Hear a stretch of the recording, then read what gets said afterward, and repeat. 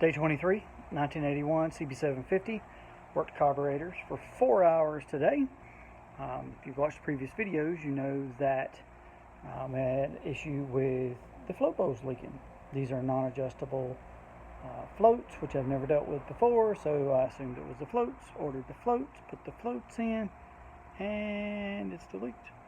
In fact, it went from 1 and 2 leaking to 2 and 3 leaking, and just very frustrating.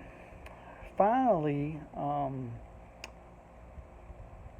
put gas in it, let it leak, but put the carbs on a bench test to where I could pull the bowl to see how much fuel was in the bowl with the float not seating. And guess what?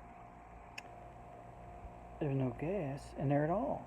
So it was draining all the way out, which could only mean one thing: that the float bowl drain screw was not seating. And as it turns out, sure enough, in the carb kit, the O-rings for the float bowl drain screw, they're too large and was not letting it seat properly. So fortunately, I kept the old O-rings from the float bowl drain screws, put the old ones back on, tightened them down, and guess what? Voila.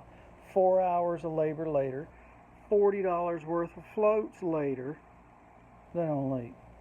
That's embarrassing, frustrating, but also glad to have it behind me. Yeah, but man, it runs good. I'll tell you what, we'll check it out. Just throw the switch. Bam! Like money. So, looking forward to getting it out. Appreciate you checking in.